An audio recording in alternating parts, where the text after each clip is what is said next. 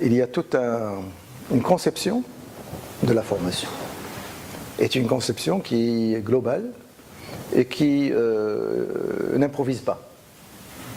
C'est une conception qui n'improvise pas. C'est une vision qui construit. Et on construit à partir d'une logique. La logique est très simple. Point de départ, nous avons une situation avec un certain nombre, je dirais, de faiblesses. On les connaît. Nous avons des objectifs qu'on veut atteindre sur le plan de la qualité.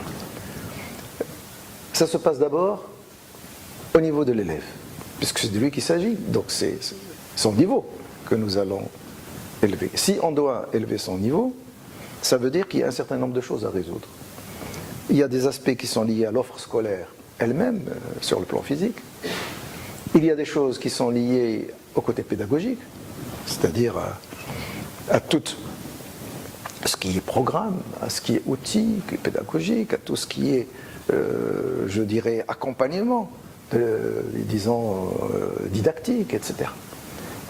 Il y a l'autre élément qui est important, et vous l'avez cité, il y a la gestion de l'école elle-même, c'est-à-dire la classe doit être une entité, et l'ensemble des classes dans une école, eh bien ça donne, je dirais, l'institution. Et l'institution, avec sa gestion, et la gestion scolaire est aussi importante. Donc on est à cette base-là. Et bien entendu, il y a des acteurs là-dedans. Et l'acteur principal, bien entendu, c'est l'enseignant. Et puis, ce sont ceux qui sont avec lui dans ce processus, et notamment le directeur d'établissement. Donc on voit que déjà, à ce niveau-là, eh bien, il faut travailler sur ces agents essentiels qui sont déjà l'enseignant et le directeur d'établissement. Dans nos projets aujourd'hui, et ça a démarré, ce n'est pas des choses qui sont, disons, en cours de réflexion, ce sont des réalités. La formation des enseignants. La formation des enseignants, nous sommes partis sur deux volets. Premier volet, la formation initiale. Deuxième volet, la formation des enseignants qui sont en cours d'exercice. Ce sont deux choses différentes. Pour les formations initiales, nous avons maintenant une manière de voir les choses qui est très claire. Eh bien, il faut absolument revoir notre copie de A à Z. Dès le recrutement. Dès le recrutement, nous devons avoir des sélections extrêmement sévères. 2, évidemment, la formation qui est donnée à l'intérieur des établissements de formation, qui aujourd'hui nous jugeons largement insuffisante. Aussi bien sur le plan de la maîtrise des disciplines que sur la maîtrise de la fonction pédagogique, sur la maîtrise des comportements, sur la maîtrise, je dirais, collective de l'acte scolaire. Donc ce sont des éléments sur lesquels aujourd'hui on sait ce qu'il faut faire. Nous avons aussi décidé que pour l'enseignement du primaire, il ne peut pas y avoir une formation à partir d'un diplôme universitaire. Elle ne peut être faite que sur la base d'une formation qui est pluridisciplinaire et qui intègre dès le premier jour les aspects pédagogiques, didactiques, sociaux, psychologiques, etc. Parce qu'il s'agit d'enfants, il s'agit de jeunes. Et aujourd'hui, il n'y a pas de formation aujourd'hui qui, disons, s'applique à former cet enseignant-là. C'est un projet qui commencera cette année avec les nouveaux instituteurs.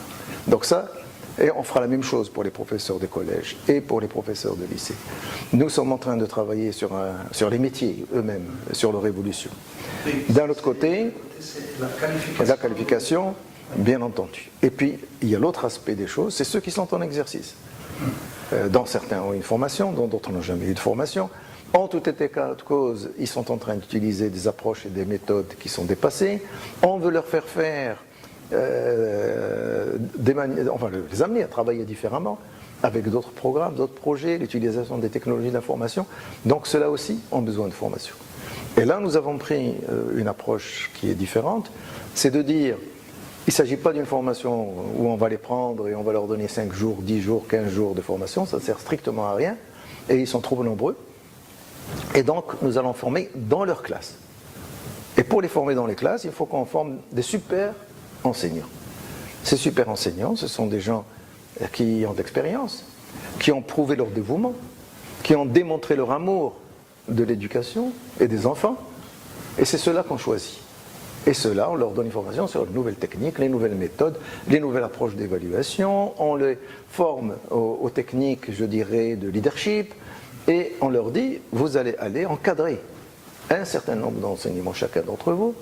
Vous n'êtes pas leur chef, vous êtes un d'entre eux, mais vous devez être parmi eux celui qui les guide, qui les conseille, qui les amène à se remettre en cause, qui les amène à travailler ensemble. Et donc vous êtes un espèce d'animateur, en quelque sorte, qui offre ses services et ses compétences à ses camarades. Donc cet accompagnateur est un maillon essentiel du processus. Nous avons déjà commencé. Aujourd'hui, il y a 170 accompagnateurs qui ont été formés et qui sont sur le terrain, dans les expériences pilotes, sur les nouveaux projets. Et ces accompagnateurs, aujourd'hui, ce que nous voyons, avec les premières évaluations que nous avons faites sur les terrains, c'est qu'ils jouent un rôle extrêmement important. Ils sont acceptés par les enseignants et ça se passe plutôt très bien. Alors ça, c'est la deuxième manière de résoudre le problème de la formation. Il nous reste, et vous l'avez posé, le problème bien sûr de tout ce qui est gestion. Là, nous avons créé une formation ad hoc pour ce qu'on appelle les administrateurs pédagogiques et qui vont être, à partir de maintenant, ceux qui vont assurer les responsabilités administratives dans les établissements. Donc là, il y a eu une première fournée qui a été fournie. Je crois que cette année, il y en a 300, je crois, qui sont en cours de formation. Nous allons progressivement augmenter le nombre. Et ceci veut dire que progressivement, ne seront directeurs d'établissement que les gens qui auront eu une formation. Bien entendu, ces gens-là viennent déjà avec une expérience. Et c'est après donc qu'on les forme pour qu'ils aillent assurer une nouvelle mission qui est une mission différente de celle qu'ils font aujourd'hui. Un certain nombre donc de responsabilités nouvelles pour amener les gens qui sont sur le terrain à réagir rapidement, à trouver des solutions. Bon, vous voyez que là, vous avez en quelque sorte un démarrage d'un nouveau processus qui répond à vos inquiétudes concernant cet aspect évidemment et ce lien qu'il y a entre la qualité des enseignants et la qualité de l'éducation.